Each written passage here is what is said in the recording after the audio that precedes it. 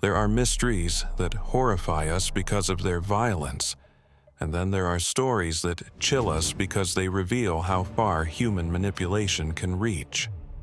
NXIVM was not an obscure sect hidden away in the woods.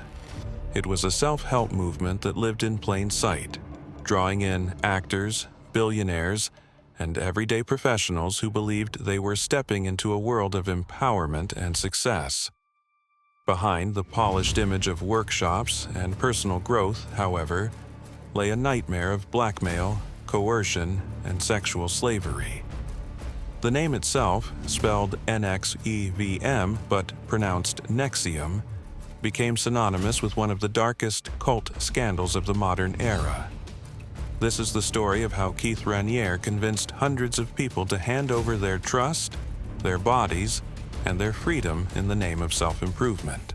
The origins of NXIVM trace back to the late 1990s, when Keith Raniere, born in Brooklyn in 1960, reinvented himself as a visionary leader. He claimed to be a genius, boasting an IQ of 240, a figure impossible to verify but repeated endlessly to enhance his legend. Before NXIVM, Raniere had already built and lost an empire. In the early 1990s, he ran a multi-level marketing business called Consumers Byline, which collapsed under accusations of being a pyramid scheme. Banned from that industry, he did not disappear. Instead, he shifted his tactics. In 1998, alongside Nancy Salzman, a nurse and therapist, he founded NXIVM, presenting it as a company that would teach executive success programs, or ESP. These courses, costing thousands of dollars, promised participants they could unlock untapped potential, conquer fears, and become the ultimate versions of themselves. Glossy language, psychological jargon, and a carefully crafted structure made NXIVM look like the future of self-help. But from the beginning, it was also a trap. NXIVM operated like a corporate training program on the surface, but at its heart it was built around worship of Keith Raniere. Students were required to address him as Vanguard, a title he invented to establish himself as a figure of ultimate authority. Nancy Salzman, his partner, was called Prefect, and together they presided over seminars that blended elements of cognitive therapy with pseudoscience and mystical philosophy. Participants wore colored sashes that denoted their rank, similar to martial arts belts, and the promise of climbing the hierarchy kept them engaged. New recruits were pressured to bring in more members, and the cost of advancement was steep. Some participants spent hundreds of thousands of dollars, chasing the illusion of empowerment. Gradually, members found themselves drawn deeper into Raniere's orbit. They were told to cut ties with skeptical family members, to devote their finances and loyalty to NXIVM, and to treat Raniere's words as gospel. In this way, NXIVM transformed from a seminar company into a cult of personality. The people who entered NXIVM were not naive outsiders. The group attracted ambitious professionals, actors, and wealthy heirs. Actress Allison Mack, star of the television series Smallville, became one of Raniere's most devoted lieutenants. Claire and Sarah Bronfman, heiresses to the Seagram liquor fortune, poured tens of millions into the organization, financing properties, legal battles, and lavish lifestyles. These connections gave NXIVM an aura of legitimacy and influence. Retreats were held at luxury venues, corporate centers were opened in multiple countries, and Raniere was presented as a thinker whose ideas rivaled the great philosophers. For members, being part of NXIVM felt elite, as though they were chosen for something extraordinary. But this exclusivity was part of the trap. Behind the curtain of prestige, Raniere was grooming an inner circle for his own gratification, turning followers into servants and slaves under the guise of growth. At the heart of NXIVM's darkest secrets was a subgroup called DOS, short for a Latin phrase meaning master over slave women. DOS was presented to women as a private sorority that would push them to their limits and make them stronger. But in truth, it was a pyramid of abuse. To join, women were required to hand over collateral, nude photographs, false confessions, or damaging secrets that could be used to blackmail them if they tried to leave. Once inside, they were assigned to masters who commanded their obedience. Above all of them, hidden but always in control, was Keith Raniere. DOS was designed not to empower women, but to enslave them in ways they could never have imagined. The initiation rituals of DOS were among the most disturbing revelations. Women were told they were being inducted into a lifelong sisterhood. Instead, they were held down, stripped naked, and branded with a cauterizing pen. The design, they were told, represented the elements, or a symbolic crest of their unity. In reality, it concealed the initials of Keith Raniere, KR, seared into their flesh. The branding was excruciating, and women were instructed to endure it without anesthesia, reframing their screams as a test of loyalty. Survivors later described the moment as surreal and terrifying, realizing only afterward the depth of the trap they had fallen into. That scar, burned permanently into their skin, became a reminder of the cult's grip over their lives. Sexual exploitation was at the core of DOS and of NXIVM itself. Women were ordered to follow strict 500 to 800 calorie diets to remain rail-thin, reflecting Raniere's personal preference. They were told to be available to their masters at all times, responding instantly to late-night messages, no matter the hour. Many were coerced into sexual encounters with Raniere himself, convinced it was an honor or a spiritual step toward enlightenment.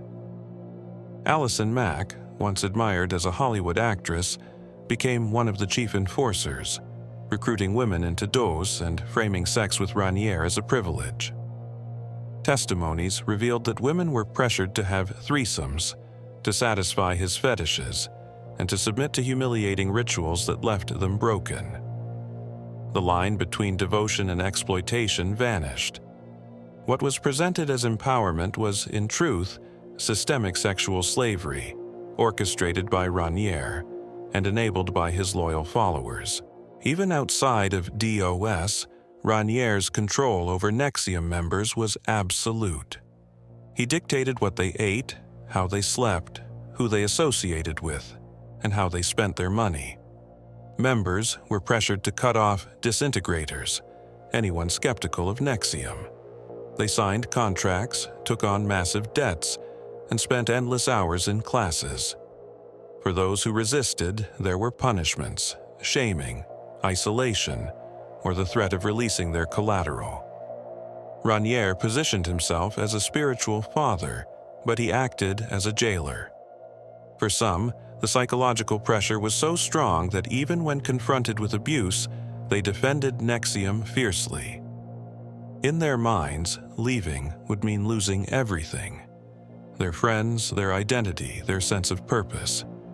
That fear was exactly what Raniere counted on. For years, NXIVM operated in the shadows of respectability, but eventually, cracks began to show.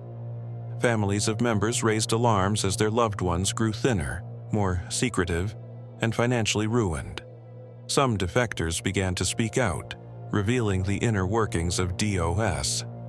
In 2017, the New York Times published an explosive exposé describing the branding rituals, the starvation diets, and the sexual coercion.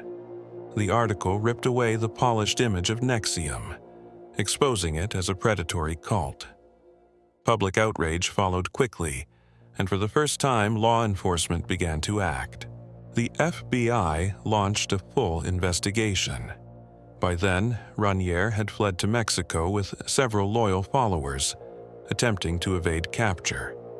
In March 2018, Mexican authorities arrested him, and images of the once revered Vanguard being led away in handcuffs spread across the world. Soon after, Allison Mack, Bronfman, and other high-ranking members were arrested. The charges were staggering: racketeering, forced labor, sex trafficking, child pornography, and conspiracy. NXIVM's carefully constructed facade collapsed under the weight of federal indictments. The courtroom became the stage for one of the most shocking cult trials of modern times. At Raniere's trial, survivors gave harrowing testimony. Women described how they were lured in, stripped of independence, and coerced into sex.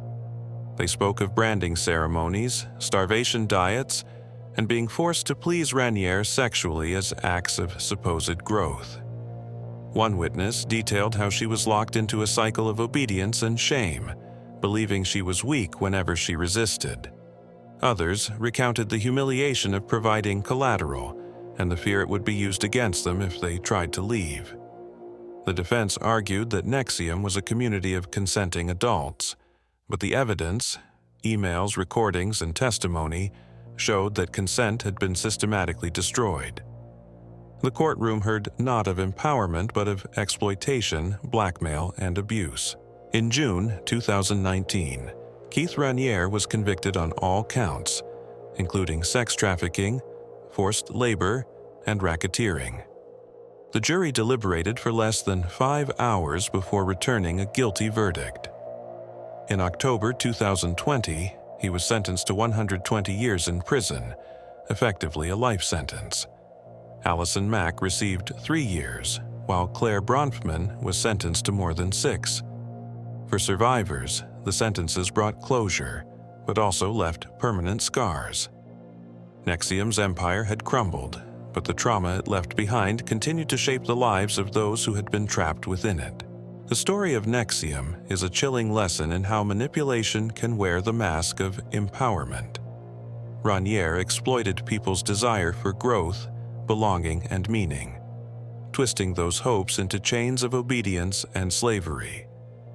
He promised transformation but delivered pain. He promised enlightenment but enforced humiliation.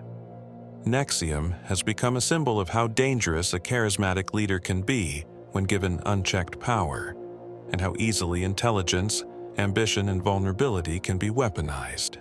And so the question remains: how many more groups like NXIVM are hiding behind the facade of self-improvement, waiting to ensnare the next generation of seekers?